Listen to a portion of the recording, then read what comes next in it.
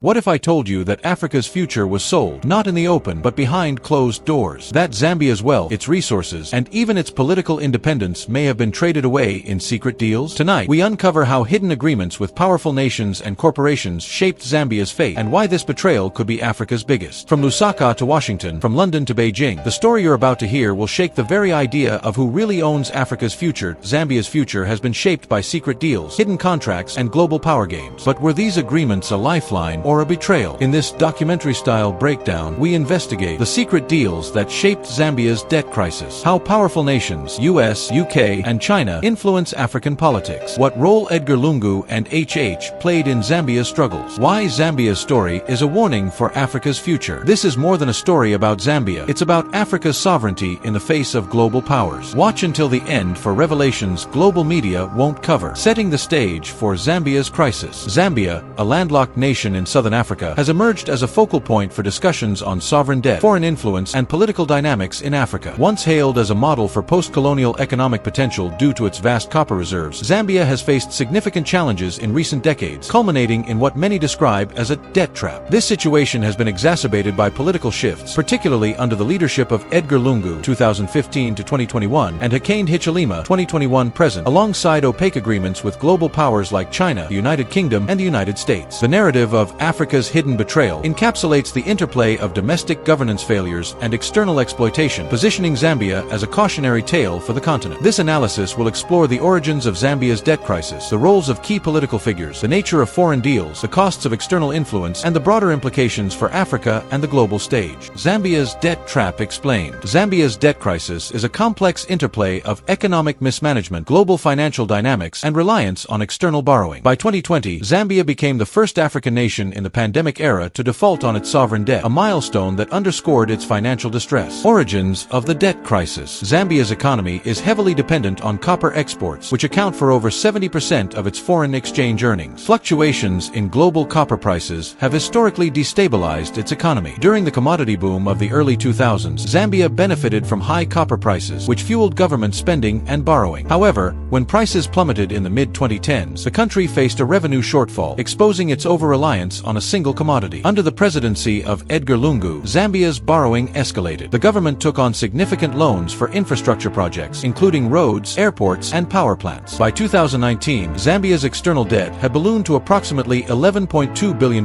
with total public debt reaching $27 billion by 2020, equivalent to over 120% of GDP. A significant portion of this debt was owed to private creditors, e.g. Eurobond holders, and bilateral lenders, notably China. The role of China. China has been a major lender to Zambia through its Belt and Road Initiative (BRI). Between 2000 and 2020, Zambia borrowed over $6 billion from Chinese entities, primarily for infrastructure projects like the Kafue Gorge Lower Hydropower Project and the Lusaka-Ndola Dual Carriageway. These loans, often at commercial rates, came with less transparency than those from multilateral institutions like the IMF or World Bank. Critics argue that China's lending practices, including tied contracts that favor Chinese companies, have contributed to Zambia's debt distress. The lack of public disclosure about loan terms fueled suspicions of secret deals, a topic explored later. Eurobonds and private creditors. Zambia also issued Eurobonds worth $3 billion between 2012 and 2015, with repayment deadlines stretching into the 2020s. These bonds, carrying high interest rates, up to 8.5%, became unsustainable when copper prices fell and the Zambian kwacha depreciated. By November 2020, Zambia defaulted on a $42.5 million Eurobond payment, triggering a broader debt crisis. IMF and debt restructuring efforts. Following the default, Zambia sought relief through the G20's Debt Service Suspension Initiative (DSSI) and later the Common Framework for Debt Treatments. In 2021, under President Hakainde Hichilema, Zambia secured a $1.3 billion extended credit facility (ECF) from the IMF to stabilize its economy. However, debt restructuring has been slow, with negotiations complicated by the need to coordinate between private creditors, China, and other bilateral lenders. As of 2023, Zambia reached a preliminary agreement to restructure $6.3 billion in bilateral debt, but private creditor talks lagged, prolonging the crisis. Why a debt trap? The term debt trap refers to a situation where a country borrows heavily to meet immediate needs but becomes unable to service its debts, leading to dependency on creditors. Zambia's case fits this model due to high debt to GDP ratio. By 2020, Zambia's debt exceeded its economic output, making repayment unsustainable. Opaque loan terms. Many Chinese loans lack transparency, raising concerns about hidden conditions or collateralization of assets like mines or infrastructure. Economic mismanagement. Excessive borrowing for projects with low economic returns, coupled with alleged corruption, drained resources. External shocks, falling copper prices, and the COVID-19 pandemic reduced revenues, exacerbating the crisis. By 2025, Zambia's debt restructuring efforts are likely ongoing, with partial relief from bilateral creditors but continued pressure from private bondholders. The debt trap has constrained Zambia's fiscal space, limiting investments in health, education, and social services, and deepening poverty. Over 50% of Zambians live below the poverty line. Lungu, HH, and the politics of power. The debt crisis cannot be fully understood without examining Zambia's political landscape, particularly the roles of former President Edgar Lungu and current President Hakainde Hichilema, HH. Edgar Lungu's presidency, 2015 to 2021. Edgar Lungu, of the Patriotic Front, PF, led Zambia during a period of rapid debt accumulation. His administration prioritized large-scale infrastructure to boost economic growth and political legitimacy. Projects like the Kenneth Kaunda International Airport expansion and the Lusaka-Ndola Road were flagship initiatives, often financed by Chinese loans or Eurobonds. However, Lungu's tenure was marred by allegations of corruption and mismanagement. Critics, including Transparency International, pointed to inflated project costs and kickbacks, with funds allegedly siphoned off through opaque procurement processes. For example, the cost of some road projects reportedly exceeded regional benchmarks, raising questions about transparency. Lungu's government also faced accusations of undermining democratic institutions, including restricting press freedom and targeting opposition figures, which eroded public trust. The economic fallout from Lungu's policies became evident by 2018, as debt servicing consumed over 40% of government revenue. His administration's failure to diversify the economy or build fiscal buffers left Zambia vulnerable to external shocks. By the time Lungu left office in 2021, Zambia's default had cemented his legacy as a leader whose ambitions outpaced economic realities. Hakainde Hichilema's rise, 2021-present. Hakainde Hichilema, leader of the United Party for National Development (UPND), won a landslide victory in the 2021 elections, capitalizing on public discontent with Lungu's economic mismanagement. HH campaigned on promises of economic reform, transparency, and debt restructuring. His business background and pro-market stance positioned him as a pragmatic leader capable of navigating Zambia's crisis. Since taking office, HH has pursued a reform agenda, IMF engagement, securing the $1.3 billion ECF, and pushing for debt restructuring, anti-corruption measures, investigating alleged graft under Lungu's administration, though critics argue these efforts sometimes target political rivals. Economic diversification, promoting agriculture and renewable energy to reduce copper dependency. Foreign policy realignment, balancing relations with Western powers and China to attract investment and aid. However, HH's tenure has not been without challenges. Austerity measures tied to IMF conditions, such as subsidy cuts, have sparked public discontent, particularly among urban poor and rural communities. By 2025, HH's ability to deliver on economic recovery remains under scrutiny, as debt restructuring delays and high living costs fuel protests. His pro-Western tilt has also raised questions about Zambia's sovereignty in the face of competing global powers. Political dynamics. The rivalry between Lungu and HH reflects broader tensions in Zambian politics, between populist spending and fiscal discipline, and between nationalist rhetoric and global integration. Lungu's PF retains significant support, particularly in urban areas, and has accused HH of selling out to Western interests. Meanwhile, HH's UPND faces pressure to deliver tangible economic improvements before the 2026 elections. The interplay of these political forces shapes Zambia's ability to navigate its debt crisis and foreign relations. Secret deals with China, UK,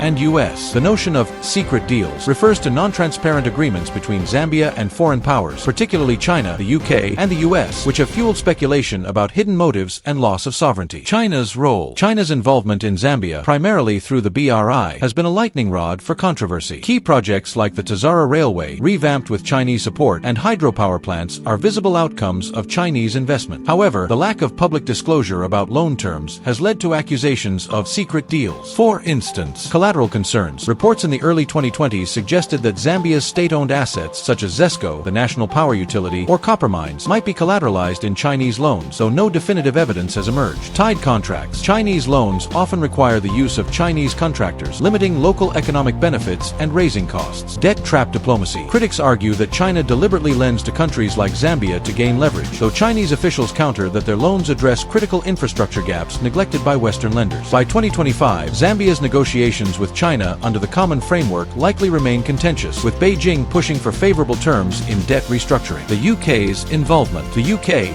as Zambia's former colonial power, maintains economic and diplomatic ties, particularly through mining companies like Vedanta, which owns the Konkola copper mines, KCM. In 2019, Lungu's Lungu's government seized KCM, alleging mismanagement, but HH reversed this decision in 2023, returning KCM to Vedanta under a $1 billion investment deal. Critics view this as a secret deal due to limited transparency about the terms and its implications for Zambia's control over its resources. The UK also plays a role through development aid and debt restructuring talks as a member of the Paris Club. However, its influence is less overt than China's, often channeled through private firms or multilateral frameworks. The US's role. The US has increased its engagement in Zambia under HH, positioning itself as a counterweight to China. Through initiatives like the Partnership for Global Infrastructure and Investment (PGII), the US has pledged support for Zambia's renewable energy and agriculture sectors. In 2022, the US provided $300 million in aid to address food security and energy challenges. However, critics argue that US involvement comes with strings attached, such as aligning Zambia with Western geopolitical interests against China and Russia. Allegations of secret deals with the US often center on military or economic agreements, though evidence is scarce. For example, the establishment of a US Africa Command (AFRICOM) office in Zambia in 2022 sparked rumors of covert security pacts, but these remain unconfirmed. Implications of secret deals. The lack of transparency in these agreements fuels public distrust and perceptions of betrayal. Zambians worry that their government, whether under Lungu or HH, has ceded control over key assets or policy decisions to foreign powers. This dynamic underscores the broader challenge of balancing foreign investment with national sovereignty. The hidden cost of foreign influence. Foreign influence in Zambia, whether through loans, investments, or aid, carries significant costs that extend beyond financial obligations. Economic costs. Debt servicing. By 2020, Zambia spent over 40% of its budget on debt servicing, crowding out investments in health, education, and infrastructure. Resource extraction. Foreign companies, particularly in mining, repatriate profits, limiting local wealth creation. For example, copper exports generate billions, but much of the revenue flows offshore. Dependency. Reliance on foreign loans and aid reduces Zambia's policy autonomy, as creditors impose conditions like austerity or privatization. Social costs. Poverty and inequality. Austerity measures tied to IMF loans have increased living costs, disproportionately affecting the poor. Removal of fuel and maize subsidies in 2022 to 2023 sparked protests. Unemployment. Tied contracts with Chinese firms often bring foreign workers, limiting job opportunities for Zambians. Environmental degradation. Mining and infrastructure projects have caused deforestation, pollution, and displacement, with limited recourse for affected communities. Political costs. Erosion of sovereignty. Foreign influence, whether through Chinese loans or Western aid, shapes Zambia's policy priorities, often at odds with domestic needs. Corruption and elite capture. Opaque deals enable elite enrichment, as seen in allegations of kickbacks during Lungu's era. Public distrust. Perceptions of foreign exploitation fuel anti-government sentiment, complicating governance for leaders like HH. Cultural and psychological costs. The narrative of Africa's hidden betrayal resonates because it taps into a broader sense of exploitation rooted in colonial history. Zambians feel caught between competing global powers, with their agency undermined by external agendas. This breeds cynicism about governance and globalization. By 2025, these costs likely persist as Zambia navigates debt restructuring and foreign investment. The challenge for HH is to mitigate these costs while leveraging foreign support for development. How Zambia became Africa's cautionary tale. Zambia's trajectory from a promising post-colonial economy to a debt-ridden cautionary tale reflects a combination of internal failures and external pressures. Historical context. After independence in 1964, Zambia nationalized its copper mines under Kenneth Kaunda, aiming to fund development. However, mismanagement and falling copper prices in the 1970s led to economic stagnation. Structural adjustment programs in the 1980s and 1990s, imposed by the IMF and World Bank, forced privatization, weakening state control over resources. The 2000s boom and bust. The commodity boom of the 2000s brought temporary relief, but Zambia failed to diversify its economy. Successive governments, including those under Levi Mwanawasa and Michael Sata, borrowed heavily, assuming copper revenues would sustain repayments. This set the stage for Lungu's borrowing spree. Governance failures. Corruption. Allegations of graft under Lungu's PF government drained resources. For example, the Financial Intelligence Center reported $1.5 billion